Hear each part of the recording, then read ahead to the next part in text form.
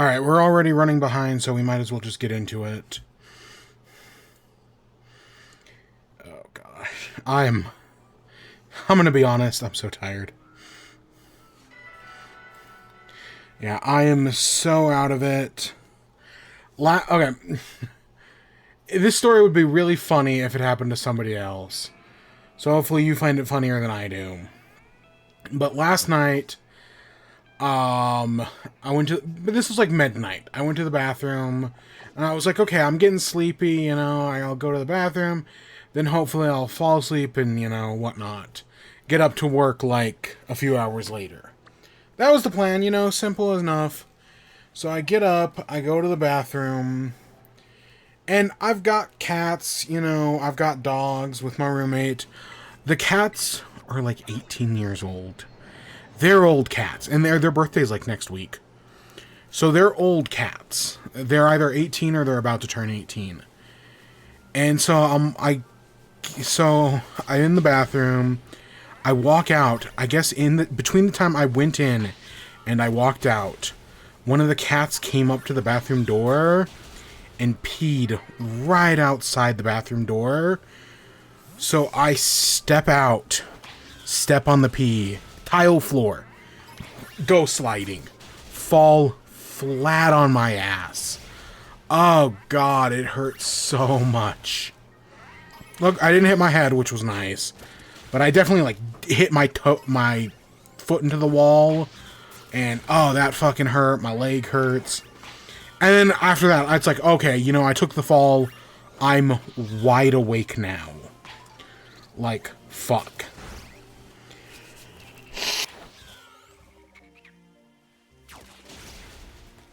So I didn't get to bed for like another like 2 or 3 hours. And then I had to go to work. Like 3 hours after that. Ugh. So yeah, I'm so out of it. But you know, it's going to be a short show tonight. I have gaming news, but each story should take no more than like 5 minutes each. I'm going to keep it quick. We got 2 food things. Both of them should be quick, especially because one I didn't actually try. We'll get to it. We got a South Park, and then we got 3 video games. Kirby, Hollow Knight, and then Silksong. Of which I've played not much of Silksong, but I've played a little bit, so I'm going to talk about what I have done.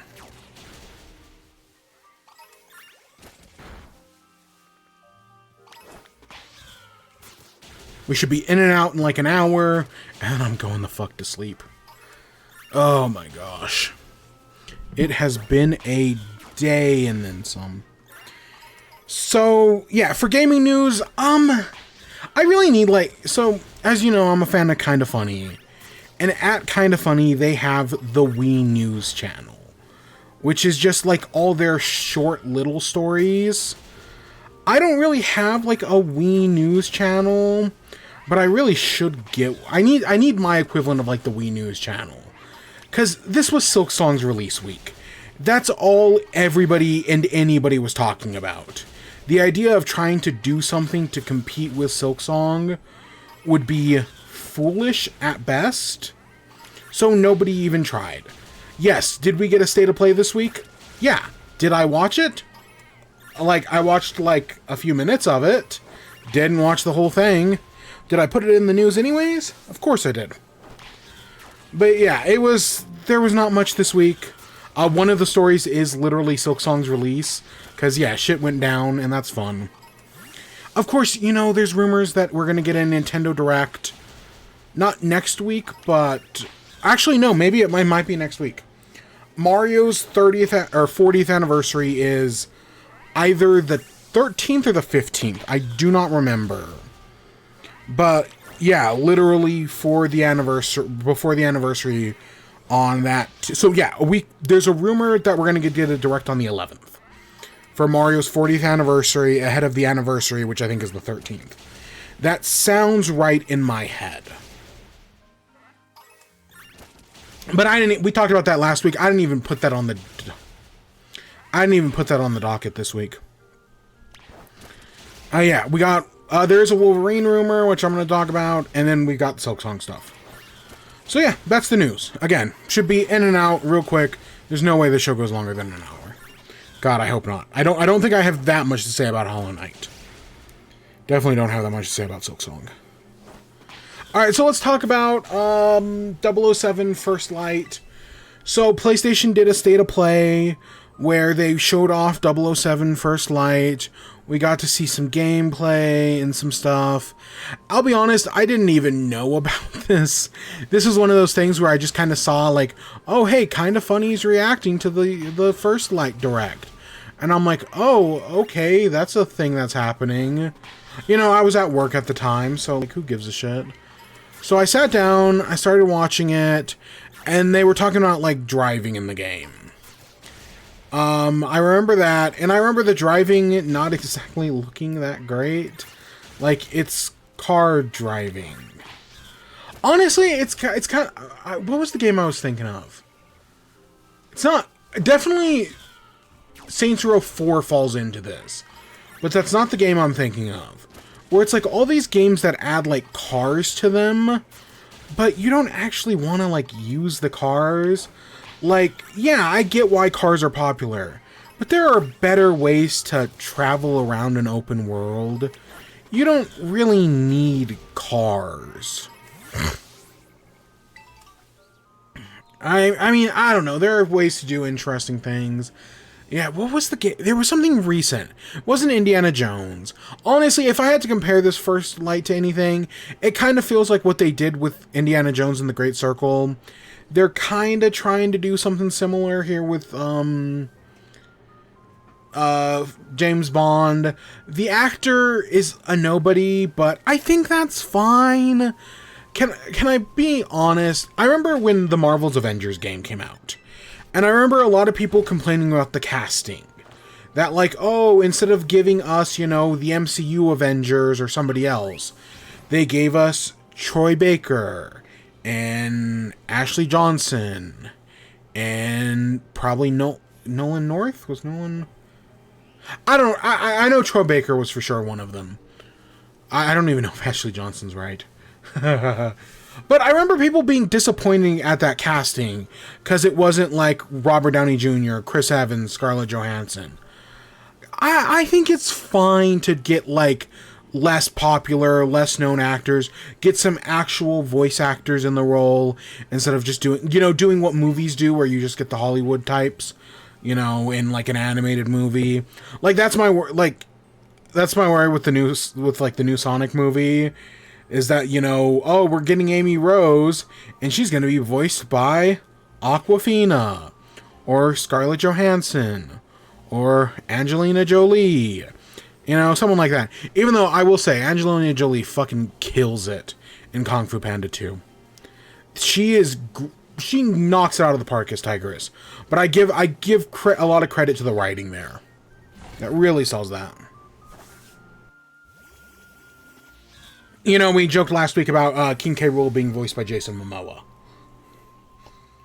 Think of that type of casting. But yeah, I have no problem with the James Bond being played by somebody. Oh, you know what I didn't put in here? Fucking Superman 2. They announced we're getting Superman 2. It's not called Superman 2. It's called Superman Man of Tomorrow. Can I be honest? I hope it's called Superman Man of Tomorrow. Right now, it's just been called Man of Tomorrow. And we got 3 pictures. One from James Gunn, one from Corn Sweat, one from Nicholas Hoult. And they each show, like, different, like, relationships. You know, it looks like Superman and Luthor might be working together to stop Brainiac. But, you know, it's Luthor. It's an uneasy alliance at best. I'm very excited. It's cool that it comes out in basically 2 years. July 9th, 2027. That's cool. Way more excited for that than I am about this 007 game. Did we get a release date for this? I didn't actually write that down in my notes. I think they did announce a collector's edition with a golden gun, which, like, I guess that's neat. Sure. It says, yeah, there's a bonus edition, exclusive outfits, new weapons, gleaming pack. Got all shit I don't care about. Missions. Is this a hit list thing or Hitman thing? It says pre-order, but I don't see a release date. Of course, there's a dish. Man, you know, I know we don't talk about this enough. I hate how every game has a fucking edition nowadays. That you can't just sell a single... that AAA companies. I want to be clear. I'm talking about AAA gaming here. I know this has been between, you know, Silksong, Expedition 33, Deltarune, sure, let's go with that. You know, this has been a hit year for indie games. Indie games are on top of the charts right now, whereas AAAs aren't doing as well. And I think part of it is this bullshit of like, oh, you buy our special edition for an extra $20 and you get some cool costumes and you get to play the game 2 days early. Like, I'm so fucking sick of that, man. I hate that.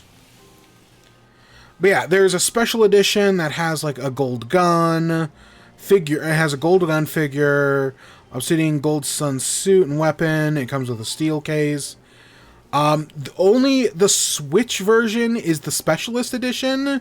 There's a Standard Edition on Xbox, PlayStation, Steam, and Epic. There's a Specialist Edition on PlayStation, Xbox, Switch 2, and Steam. That's physical edition only? Question mark. And then there's the Legacy Edition, which is PlayStation, Xbox, and Steam. Huh, okay. I know it's coming to Switch. It might be fine on Switch. I don't know. I feel like things are a little inconsistent. Okay, let's select the PlayStation Store. Does it have a release date? Okay, March 25th. Okay, that's what I was looking for. So yeah, that's coming out in March. It might be good. I don't know. I like the Hitman games. I admittedly only ever played... There was like 3 of them in recent years. I only ever played the first one. But I liked what I played. And at some point I want to go back and play 2 and 3. Because they're fun, you know. Admittedly, I loved watching Gavin over at Achievement Hunter play them. Some super entertaining stuff.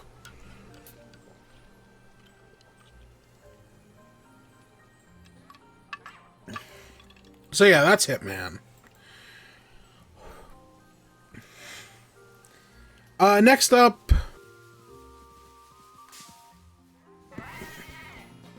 So there's a rumor, this comes from Tom Henderson over at Inside Gaming.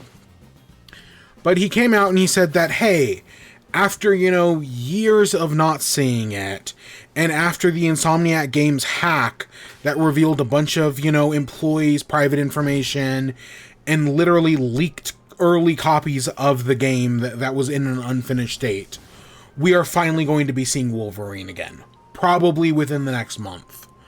That after all this time, you know, they're finally ready to come back, and we're going to see Wolverine again. And can I be honest? I know there's the whole hack thing. I know if you go to the right places, you can find it. I've even heard that people have made mods for the version that was, you know, super fucked up how it got online. I'm still excited for this game. I want this to be good. I've mentioned that my mother's been playing through the Spider-Man games. She actually beat Miles Morales. It all kind of clicked for her at the end of Miles Morales. Like, I was actually really... When she fought the Tinkerer at the end, I was really impressed. Like, she actually got good at dodging. She had some good combos. Nothing that would blow, like, a master out of the park or anything like that. But she's getting really good. And now she's going to be starting 2 here any day now. She might have already. I haven't talked to her in a while. But, yeah. I'm seeing all that. I'm excited for the Wolverine. And, yeah, allegedly, according to Tom Henderson, they're going to be doing a state of play sometime this month. Probably the end of September, and at that state of play, they're going to re-reveal the Wolverine game. Potentially.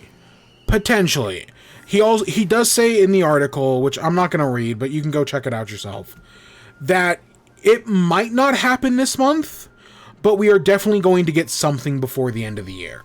He specifically calls out the Game Awards, that if we don't get something here, we will get something by the Game Awards, if not at the Game Awards. I don't know. I already said I won't be watching the Game Awards this year. You know, out of the past like 6 or 7 years, I've only actually watched the Game Awards like twice. Because, you know, I'm usually busy. You know, I got things to do that usually align with the Game Awards. But yeah, I'm excited to see the Wolverine again. I have not, you know, I know all the leaked gameplay and whatnot exists from the prototype versions. I haven't watched any of that shit. I saw like a cutscene when everything came out, but that leak is super fucked up. And I just, outside of hearing a few things, I have almost entirely avoided it. So yeah, I have no interest in any of this Wolverine stuff. Just or like in any of the leak stuff, I mean. The actual game, when it happens, yes, I will definitely be there for that. But all the leaks, nah, they mean less than nothing to me.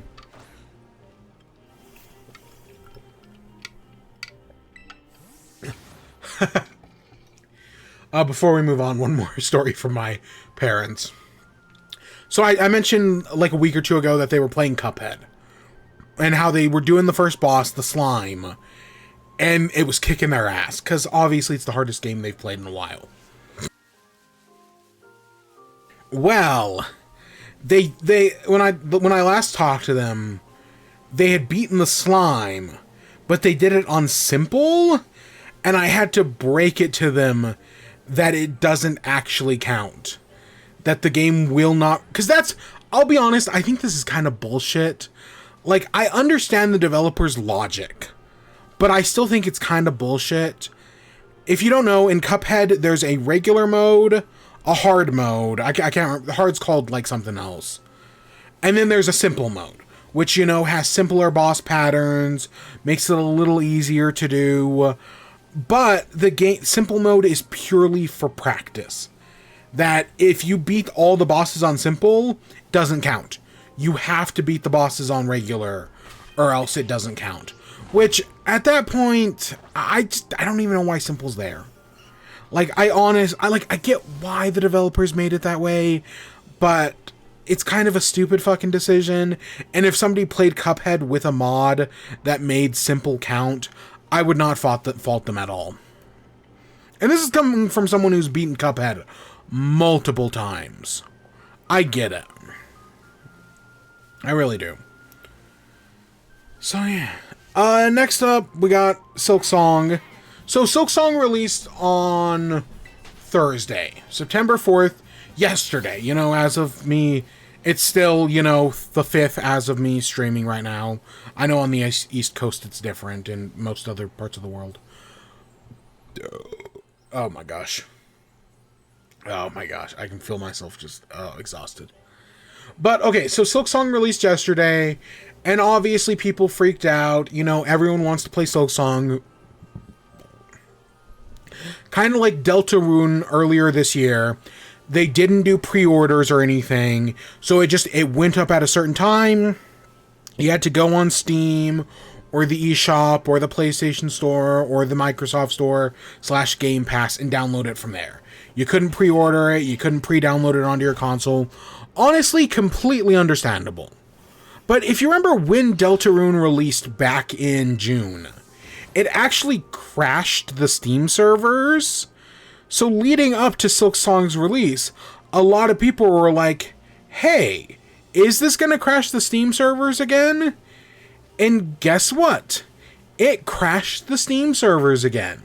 For multiple hours, people could not get into Steam and download the game. Some people could get it into their carts, some people could even purchase it, but it just wouldn't download. They were having issues. But not only were they having issues, Nintendo was having issues. People couldn't get into the eShop was crashing a bunch, people couldn't download the game, they couldn't load the virtual console or the virtual game card onto their console to start downloading it. You know, all sorts of issues. But not only were they having issues, PlayStation was also down. They were also having issues with people getting Silksong. And then, you know who else? Xbox. Xbox was also having issues. You know, it's on Game Pass. If you have Game Pass, you can go get Silksong right now. And yeah, that caused some issues. People were having problems getting it. Literally, all the major retailers crashed. The only one I don't know if it crashed or not is Epic. literally, if Epic did crash, I haven't seen a single person say anything, but I don't even know if the game's available on Epic. I don't know anyone who uses the Epic Game Store launcher. Just being completely honest, I don't know anybody who uses the Epic Game Store launcher. I haven't seen anybody say shit. So, you know, maybe if you went to Epic, you might have had a decent time. But other than that, on any other system, no, you were having issues. Now, for me, I was at work when all this happened. I didn't even worry about it. I think the game launched at like 10. Probably earlier. I think it was put like 10 on the East Coast. So it was, what, 8 here in the mountains, 7 on the Pacific. So when I got around to it, I looked at it on my lunch break. You know, I'd checked, like, I'd gotten notifications on Twitter. They were like, oh my god, it's down. The Steam stores are down. The eShop's down. I think Wario64 posted about it. I'm pretty sure he did. So I looked at, like, noon. And I went on the eShop at noon, went, just on my phone, and was like, oh, hey, Silksong, direct download to console, bada bing, bada bang. By the time I got home, it was downloaded on the console, the Switch 2 edition with the upgrade pack. No issues whatsoever. So yeah, I didn't have any of these issues, but some people definitely did. Now, admittedly, I did not play Silksong yesterday, even though I had it by the time I got home. I didn't even touch it yesterday, because I still had to beat Hollow Knight. Because, while I had kind of beaten it, we'll talk about it, I still had to beat Hollow Knight. But right now, Silksong is doing really well. It's current, last I checked, it's Steam concurrent players. So how many people are actively playing the game on Steam? 560,000. Over 500,000 people are playing Silksong on just Steam. So who knows how many are on Switch, Switch 2, PlayStation, Xbox. I'm sure there's a bunch more on those systems as well. This game has had to have sold at least 3 million. There's no way. This has to be one of the best-selling games ever. It already, you know, the original Hollow Knight sold over like 15 million units. I'd be amazed if this didn't sell at least 3 million in 24 hours. Because this is maybe the most hyped game. Definitely, maybe, I don't want to say the most hyped game of all time. That's probably GTA 6, potentially. But this is definitely up there. And yeah, I'll be honest, it kind of didn't feel real. Like, when I started playing it, or because I got around to it today, finally, after work.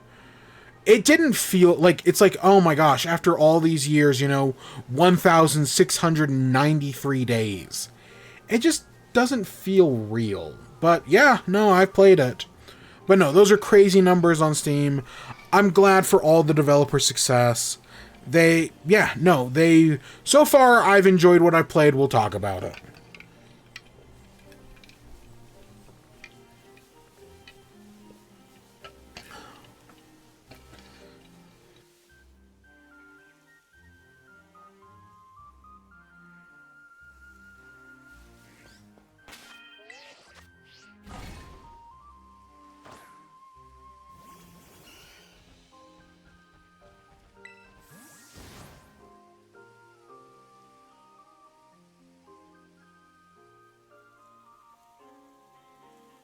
And there you go. All 3 stories talked about.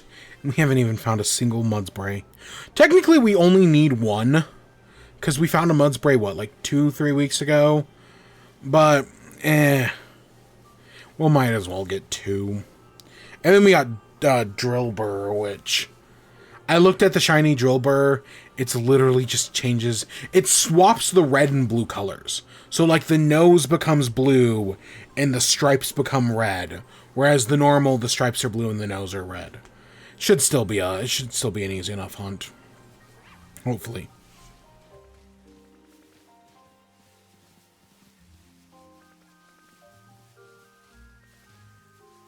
And then these Mudsprays are they become like bright orange.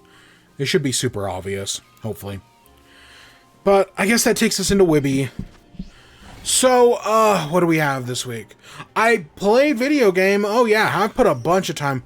I mentioned last week, right, my goal was to beat Hollow Knight before Silksong released. That both technically happened, but also kind of didn't happen. We'll get to it. But before that, we got 2 food things. One of which I got fucked over. Hey, guess what? Surprise, surprise. I got fucked over again. Holy shit. Wow, it's not like that's like the 3rd time that's happened in the past like 30 days.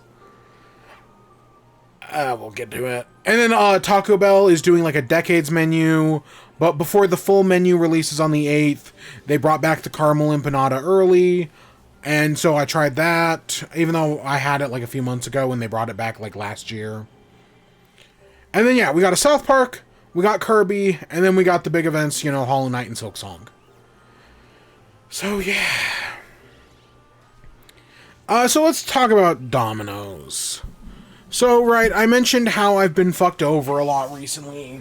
That, you know, when it comes to fast food places, I care about novelty. You know, everything's so fucking expensive, and it's harder and harder to justify stuff like this. So if you want me to go to your place, you need to do something weird, something novel. You know, Taco Bell's usually good at it. Jack in the Box used to be great at it. They aren't anymore. But they used to be. McDonald's fucking sucks at it. Like, they do, like, the Happy Meals and, like, this is the Cardi B meal. This is the J. Luda Biggie meal. But McDonald's is shit at it, let's be honest here.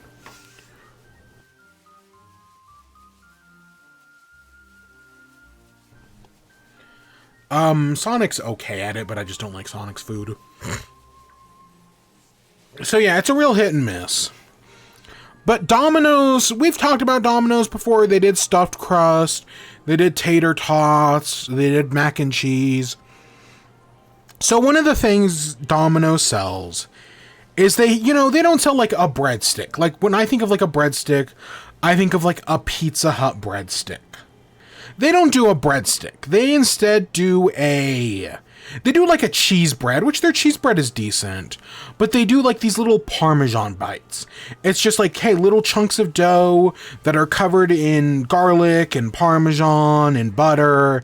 They're actually pretty decent. I like their little Parmesan bites. You can get a big pack of like 32 with a pizza that, you know, feeds like 4 people. It's really nice. All for like, God, probably like less than $20. That's not bad. Well, so Domino's announced that, hey, we're doing more bread bites. We're going to do a garlic bread bite, which kind of confused me because their Parmesan bites, I'm pretty sure, have garlic on it. So I was like, okay, whatever, sure, that might be good. Maybe they don't. Maybe maybe it's just butter and Parmesan, but I swear there's garlic on those things.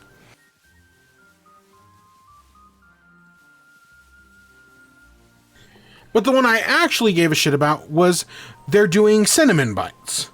So Domino's does like these little like cinnamon twist things. They're like, you know, like the Susan G. Komen ribbon, like, you know, the pink ribbon. Imagine like bread in that shape, but it's covered in like cinnamon. Yeah, see, look how obvious this one is. I can spot it from a mile away. So yeah, Domino's does the cinnamon twists, but they were like, hey, we're going to take that cinnamon topping and put it on the bread bites. And I was like, oh, that sounds fantastic. Comes with a little cup of icing. Oh, that'll be great. I'll get it for, you know, me and my roommates. You know, it'll be a good dessert when I came back from work. I order one. So I ordered 3. I ordered the garlic bites, you know, the new ones. I ordered the cinnamon ones.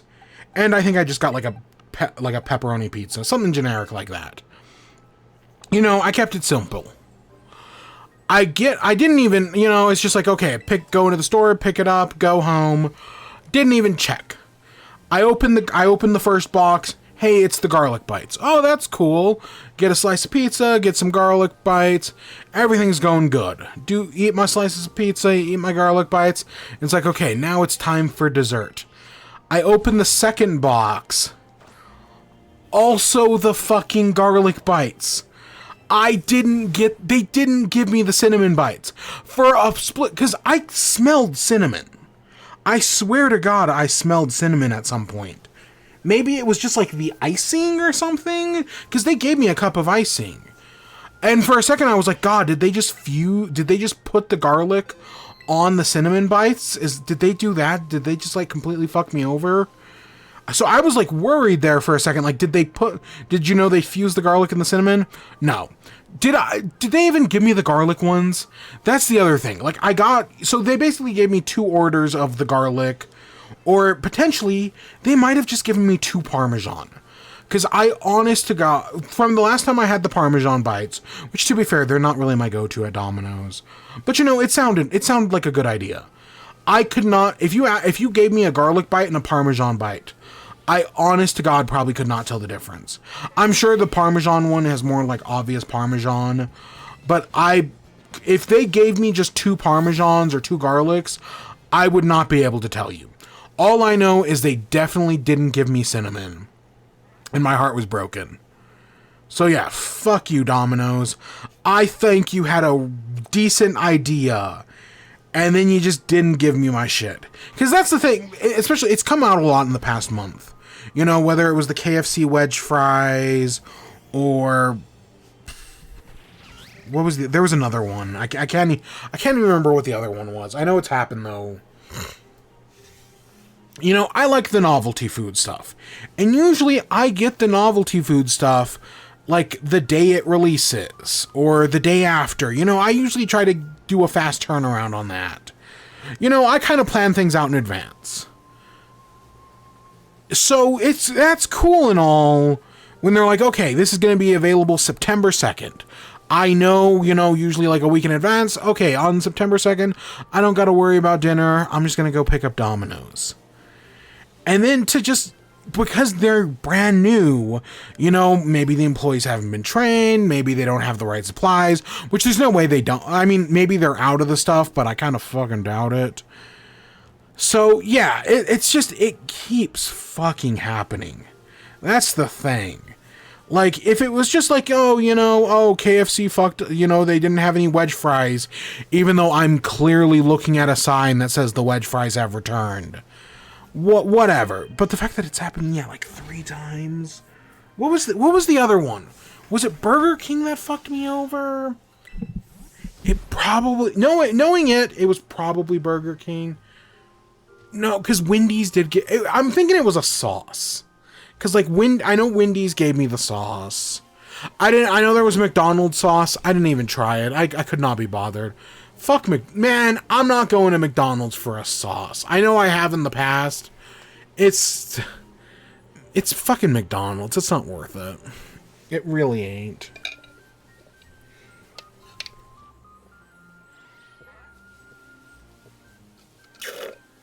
So, yeah. Oh, was it Jack in the Box? Yeah, fuck. It might have been... Was it Jack in the Box's, like, pumpkin churros? That might have been it. Yeah, that sounds right in my head.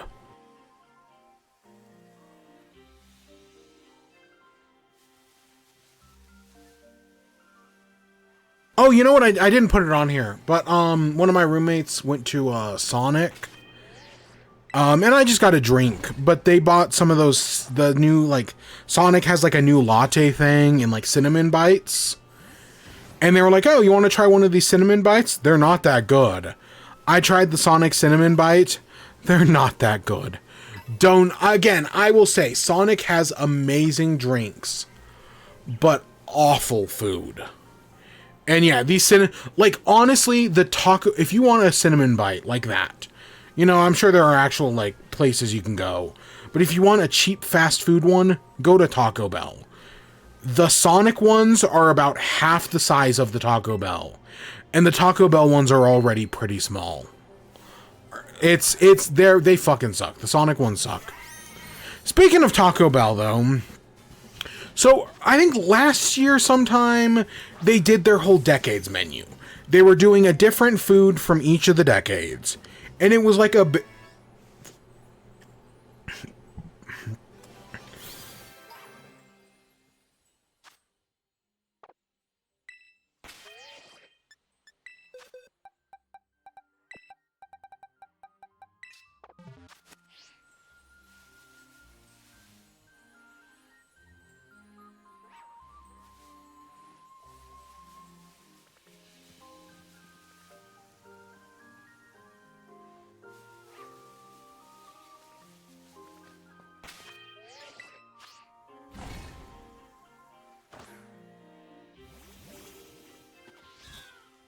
Oh my god, I'm so glad I muted in time. That was an awful sound. You probably heard the start of that. Oh. Something in my tummy's not agreeing with me.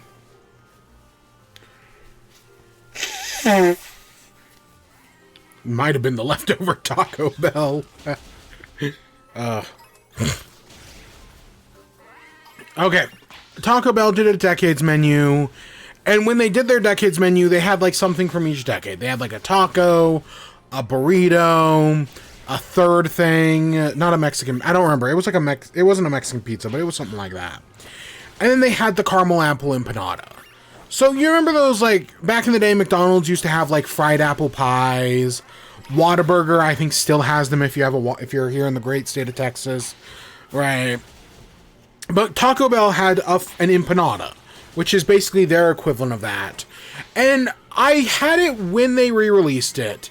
And the caramel apple empanada, when they did it last time, sold out like immediately. It went quick, so I only ever got it once. But they're re-releasing it. They're doing they re-released the empanada early if you're like an app user.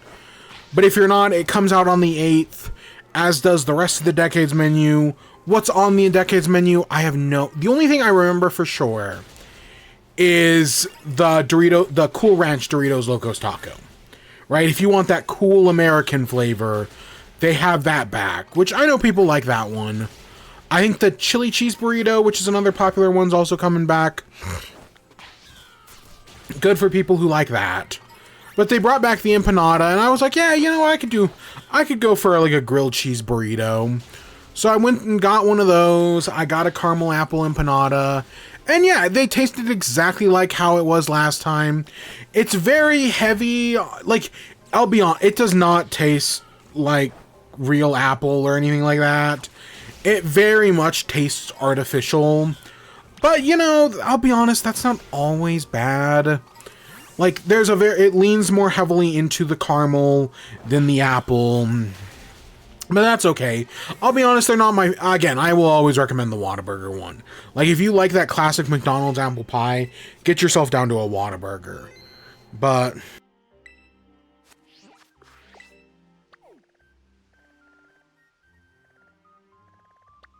I mean, the Taco Bell's one is better than the one than the one McDonald's currently has with their pies. I get it, they're trying to be healthier for McDonald's. But, like, fuck. I feel like every week when we do shiny hunting, we always go to the Savannah biome. I think that's just because it's a giant flat area. It's so much easier to shiny hunt in the Savannah biome. That's why I feel like we always come here. But, you know, there's like, there's polar, there's cliffs. I'd love to show off some of that biodiversity. But, because I realized with shiny hunting, the best places to hunt are the Savannah biome in the Indigo Disc, the upper left-hand corner rocky area in the Teal Mask, and in the base game, I want to say the desert is probably the best place to hunt. I don't know. In the desert, you have to deal with sandstorms. But other than that, the desert's usually the best place to hunt. I don't know. You want, when you're doing these outbreaks, you want large swaths of land, wide open spaces where a lot of Pokemon can spawn. That's really all you need. So, yeah. Any other thoughts? Will we talk about Taco Bell again next week? I don't know. Probably not, but you never know with me. But just be aware that is a thing. Did we? Yeah, sure enough, I did not recognize that. Alright, with that, let's talk about South Park. So this new South Park is all about Labubu's. I've heard about Labubu's. I know what they are. They're like these little, like, rabbit demon things. I'll be honest, I think whenever I see a Labubu, I think of the first Ant-Man movie. If you've seen the first Ant-Man movie, when Scott goes to his daughter's birthday party, he gives her this really ugly rabbit that she loves. It's so ugly, I love it. That's what I think of every time I see a Labubu. I'm a guy. They're just not for me. Not saying that guys can't be into Labubu's. Again, I don't want to play on gender stereotypes or whatnot. But I just don't see the appeal. I really don't. But the whole South Park is about girls fighting over Labubu's. Meanwhile, Jesus, who is now the school counselor, is trying to get to the bottom of Labubu's and finding out they're used for satanic rituals. Butters, right? Red wants Butters to get her a rare Labubu, and then he can come to her birthday party. So Butters goes to City Walk, but because Walk is dead, it's now the City Pop-Up. So yeah, we get that, Butters' whole side plot. Meanwhile, the president's going around. He's fucking Satan. Fox News wants to know if the president's fucking Satan or not. And they eventually find out that, yes, he does. And then in the climax of the episode, Jesus confronts Satan. They don't fight. But instead, Satan reveals that he's pregnant with Donald Trump's child. That, yes, Trump is fucking Satan. So, yeah, that's, I'll be honest, I didn't see it coming. That's interesting. And yeah, the fact that the Labubu ritual summons Trump and Satan, that's good. And then the joke I made right after with all the girls fleeing from the president, all the little girls, that's fucking funny. Because let's not forget, Trump may not be dead, but he's still allegedly a pedophile. He's still allegedly on those Epstein files. I can't wink, but just trust me. Allegedly. We'll see. I know they're making moves in Congress this week about it. We'll see. But yeah, I don't have much to say on the episode. I think it was a perfectly fine episode. I really do think the season started off strong. And while it's had some decent episodes, I don't think anything since the first one has really been that great. And I don't even know if the first episode is actually that great. I think it was just such a big surprise to, have South Park again. That, them doing, Tecridy. And then the other one where they go to Mar-a-Lago. It's just kind of like, it's been whatever. Mackie joining ICE. It's just kind of been whatever. It's still, decent social commentary and whatnot. Political commentary. But, yeah, it's whatever. I don't know. There are worse things I could be watching on TV.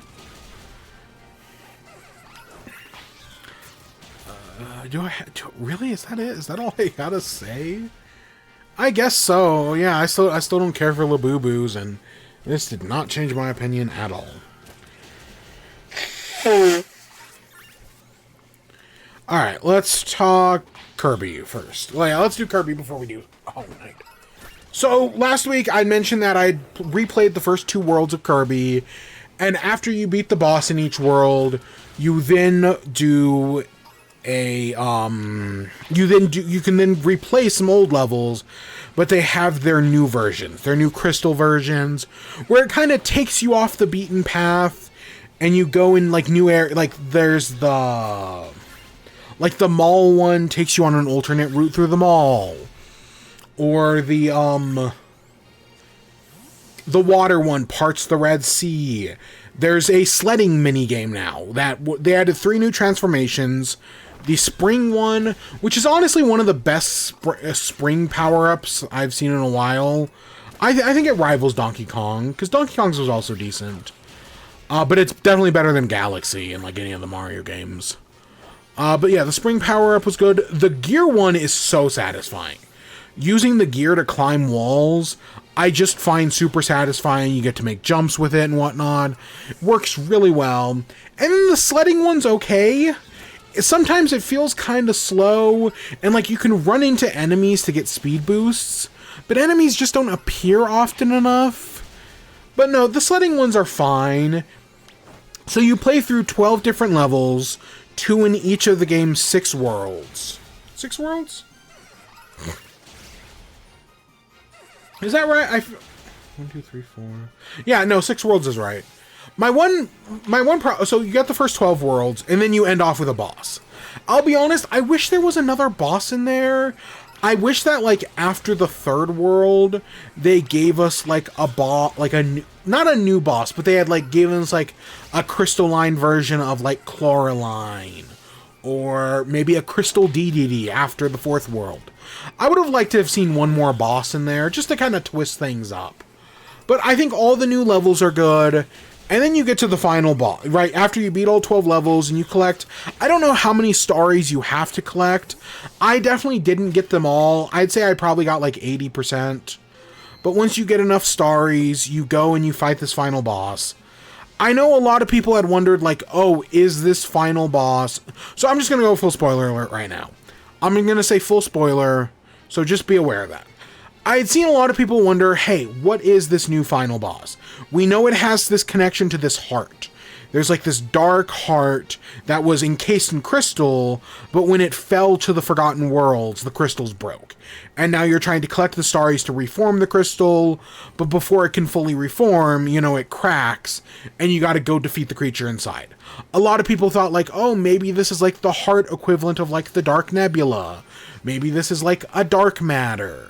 Maybe this is, you know, Void Termina from the end of Star Allies. Because I think a Void Termina in 3D, where you're not, like, on a glider, would be a cool boss fight. No, actually, so, massive Kirby lore implications, kind of.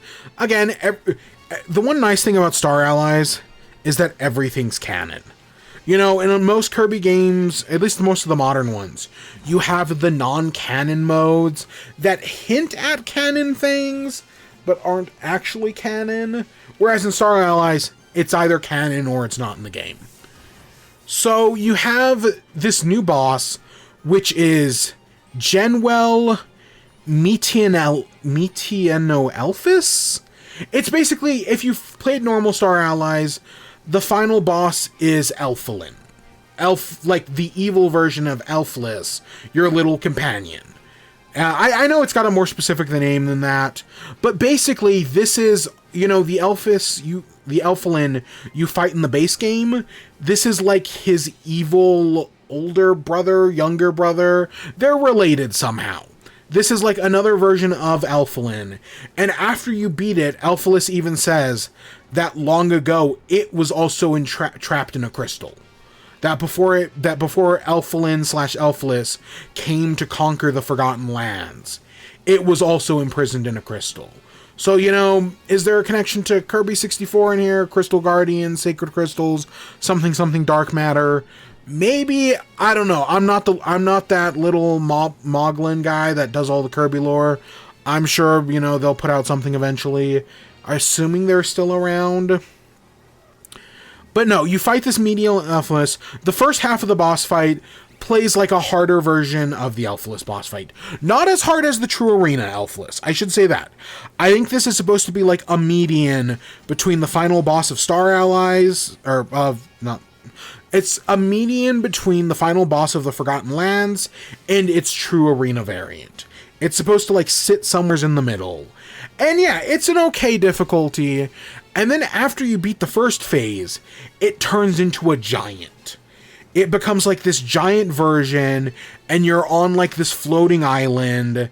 And I thought it was kind of cool. Like, admittedly, it lacks some, like, it's got its own brand of spectacle that I think, having refought the final boss of Forgotten Lands, I think there's more spectacle in the original fight, but they still do some cool shit. I'll be honest, it wasn't until, like, after my first death on it that I realized, oh, you can just go up and hit it. I thought it, like, slams down its giant hands and its tail. And I thought you had to wait for it to do those attacks to hit it. No, you can just walk up and hit it. I used the DDD hammer on it. It worked out pretty well. You know, it took me a few attempts, admittedly. Some of those moves have kind of tight windows. Not as hard as the True Arena, but it can still be difficult in its own way. But, so I eventually beat it. After you beat its giant form, it then goes into a third form. You can lose on the third form. I actually did once because I didn't realize what it was doing at first.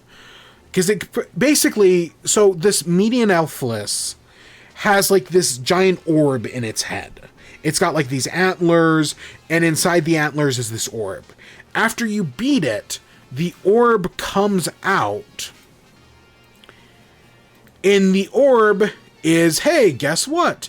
An orb in a Kirby game? You know what that means. It's dark matter time. So yes, the orb in the Metean Elfless becomes a dark matter. It grows an eye. It then like tries to encase itself in crystal, and you have to like break the crystal, because if you don't, it explodes and kills you. But you break the crystal, and after like it takes like 3 tries and you kill it. It's actually, the third phase is not hard at all. Once you know what you're doing, it's easy. But fighting it, you know, I didn't know what I was doing, so I died once. But yeah, it's a dark matter. So there it is implying that there is some sort of connection between dark matter and Elflin. What is that connection? No fucking idea. I don't know. There's this whole thing. So in Kirby, there's like this whole concept of like the fundamental forces of the universe. There's Kirby who represents like love. Kirby represents love or light, one of those things. Kirby represents light. Dark matter represents darkness. There's also heart, which is one of the elements, and soul, which is why most of the final bosses in Kirby games, you know, true final bosses, are, you know, Marx's soul, Magolor's soul, Elflin's soul, you know, Void's soul. Soul is one of the fundamental forces in the Kirby universe. And so my thought is like, what if Elflin represents one of those other forces that, like, if Kirby represents light, dark matter represents dark, and maybe Elflin represents like heart or soul or something like that. I don't know. They're fucking conquerors, so that makes me think they don't represent heart, but also Elflin is heart-shaped, so maybe. I don't know. It's a decent final like DLC boss. I think there is also another arena you unlock. I admittedly, after I beat that boss, I kind of put down the game because I had to get back to Silksong, or back to Hollow Knight. I mean, I'll pick it up and do the like new true arena, because the true arena in Forgotten Lands is a fucking bitch if you don't use power-ups. As someone who did it on stream a few years ago, that thing's fucking hard without power-ups. If you use power-ups, which I do not blame you, it gets a lot easier. But you also got to get that Morphonite sword, man, which I haven't done that either. It's a good game either way. But yeah, no, so is the DLC worth $20? If you're a Kirby fan, yes. If you're not, I still think the game is fantastic. I definitely think it rivals Astrobot in its quality. Like, I think Astrobot's probably a little bit more original, but like, other than that, no, I think Forgotten Lands is probably I think it's way closer to Astrobot than like Mario Galaxy is. And yeah, if you've got a Switch 2 and you want another game to play, and you like Donkey Kong, oh yeah, go pick up Kirby. It's different, obviously, but it's still really good. And yeah, I think it looks great, it ran great. And yeah, the DLC is a fun time. It's good to get some classic twists on pre-existing levels. I say twists on pre-existing, they feel like entirely new levels. They really, like, if you told me, hey, these are the levels we had ideas for, but we did, you know, we ran out of time to put into the base game, I would totally believe you. They're good levels. So yeah, I'd recommend it.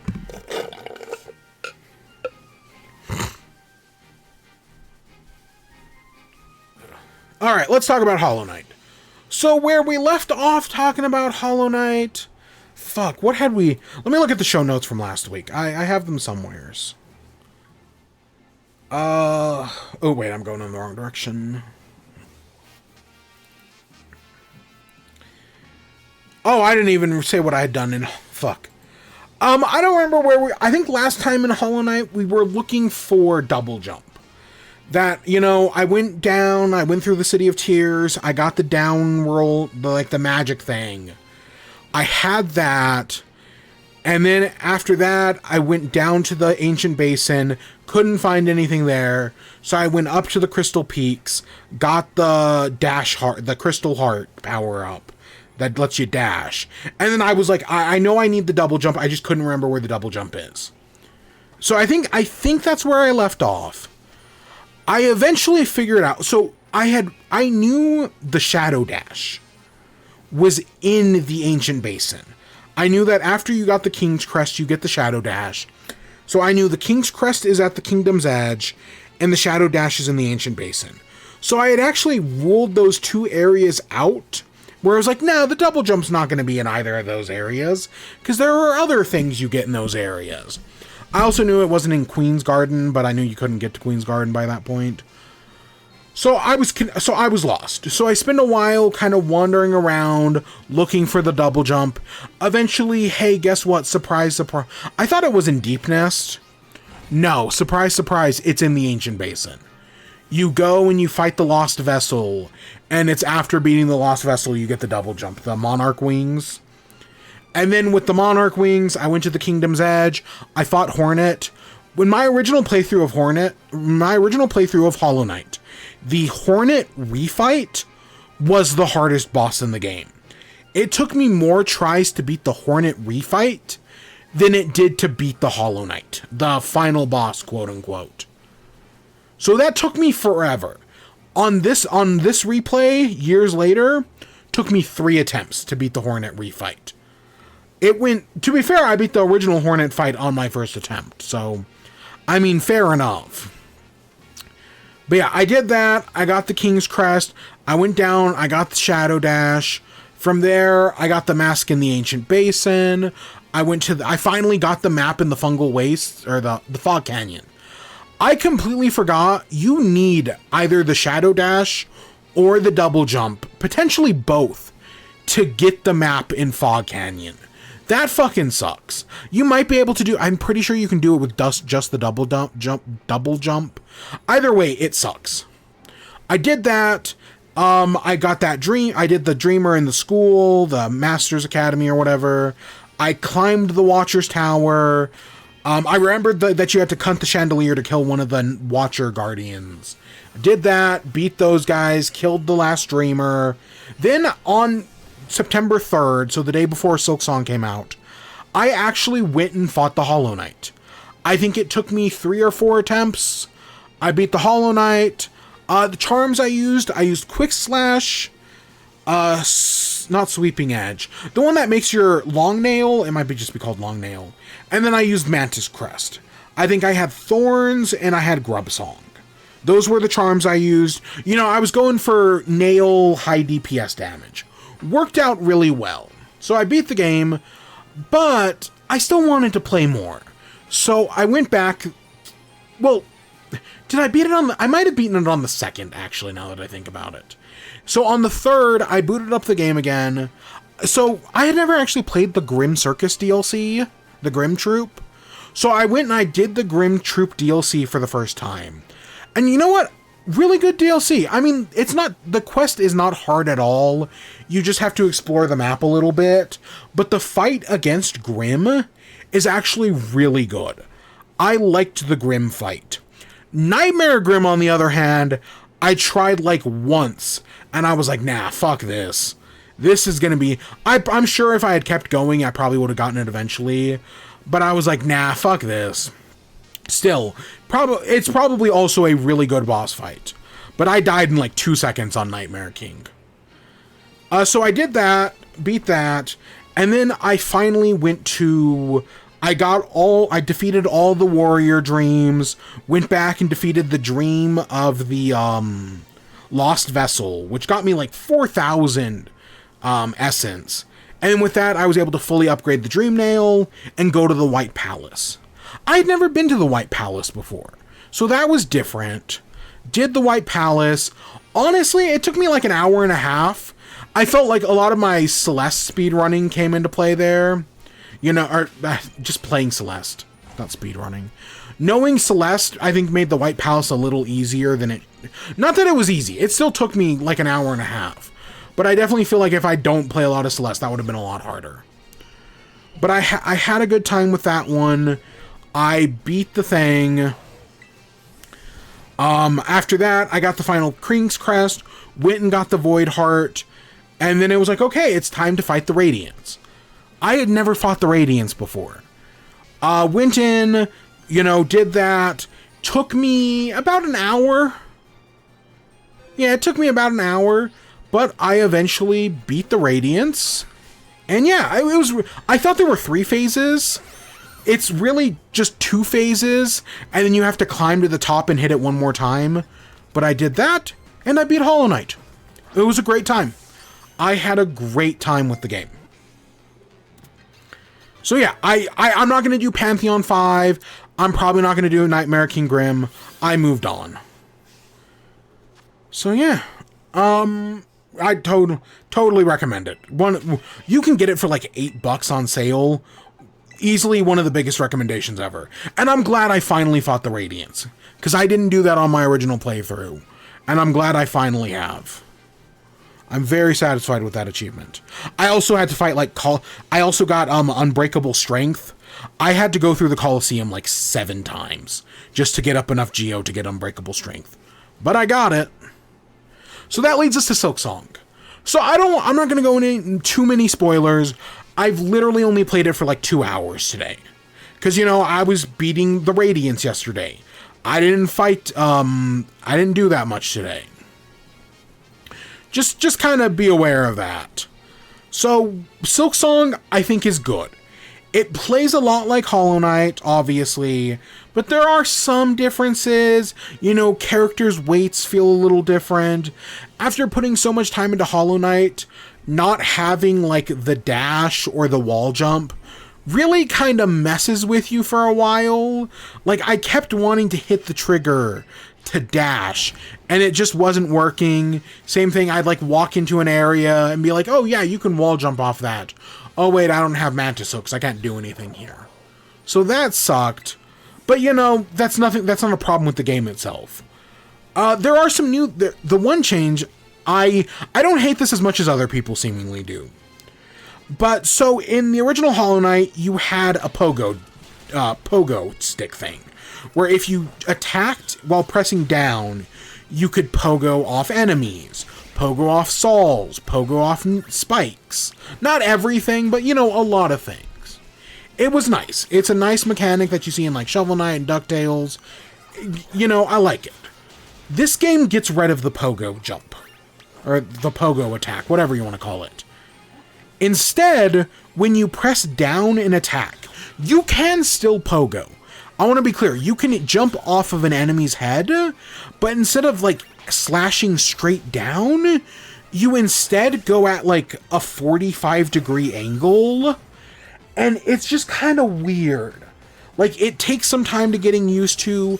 Sometimes you're like pressing down, looking in the right direction, and your attack will just miss for no reason. And that's happened a bunch. Because specifically, there's these like little red flowers that you know how in the original Hollow Knight there's like mushrooms you can jump off of? In Silksong, there's these like red flowers you can jump off of. And yeah, it works. It reminds me a lot of, if you've played Spectre of Torment, there's the dash slash in that one. It works kind of like that. Admittedly, I think the dash slash is telegraphed better in Spectre of Torment, whereas you kind of are just like at the whims of the game. But it works. I've done the first 3 areas. There's like Mossberg, the Marrow, and then there's the Hunter's Grounds, which I'm currently in the Hunter's Grounds, which is filled with ants, and I'm getting my ass kicked. I'll be honest, as someone who beat the Radiants like 24 hours ago, the starting over with, you know, a fresh character and everything, I am getting absolutely fucking decimated by these ants. And then I just can't find a bench anywheres. I'm just scouring the Hunter's Grounds for a bench. Like, please, God, give me a bench. I'm so tired of backtracking through the Marrow just to find a bench. And then I finally did, but you had to pay money for it, and I didn't have enough money. The money is weird. So there's like these shell shards that you can get, but then there's also like rosary beads, which are the money. It's kind of weird, and there's like a max limit of shell shards that I hit almost instantly, and that kind of sucked. But you know, it's a great game. Oh my god, is it a great game. The music is still fantastic. Visually, it looks so beautiful. I think the original Hollow Knight looks great. Silksong, yeah, looks even better than that. It looks fantastic. I'm having a great time. So, the one thing I want to say, because we're going to end off here soon, is that having replayed Hollow Knight and now playing Silksong, at the time when I played Silksong in 2018, and I probably talked about this when I did back in season 1 of this show, back when it was, in chat, I talked about how I liked Hollow Knight, but my favorite was still Super Metroid. Having replayed Hollow Knight, I like it more than Super Metroid. I think Hollow Knight is better than Super Metroid. I think it might be my favorite Metroidvania. They do things differently. Like, I think there's more of a sense of exploration in Hollow Knight that Super Metroid has, but, Super Metroid also has, like, one-way doors that Hollow Knight just doesn't, for the most part. They're both great games, but I legitimately do think Hollow Knight might be the best Metroidvania. My opinion on this most recent playthrough has flipped. It also helps that when I played Hollow Knight in 2018, I hadn't played Super Metroid in like a decade, whereas I've now played it in just the past few years. So that probably also helps. But I'm enjoying Silksong. I'm going to continue playing it. Hopefully I'll have played more than like 2 hours next week. And yeah, I guess that takes us to the end. I don't have much to say on Silksong, if I'm being honest. I just haven't played enough, but we'll get to it. So, what's coming up? In this next week, rumor is Mario 40th Anniversary Direct. If it happens, we will be there. If Mario Direct happens, we will be there. Other than that, we'll be back next week, hopefully with Galaxy. We'll talk about Silksong. We'll have a great time. But I need to go to bed. I'm so tired. I almost threw up earlier. If that wasn't obvious, I'm so out of it. We got our shinies. It took us like an hour like I expected. Goodness. That's funny. But yeah, I think it's all around great. We got we also do have new shinies to hunt next week as well. Nummel and the other one. So maybe we'll do that next week. I don't know. We're gonna do Galaxy. We started Galaxy 2. We played it once, and that was like 3 weeks ago. So we'll definitely do more of that at some point. But yeah, no, I had a great time. Hollow Knight is just so good. It's not the easiest. If you've never played it before, it's not the easiest game to start off on. I've seen some people say it's harder than Dark Souls. I wouldn't go that far, but there's definitely a difficulty curve. But it's a great time.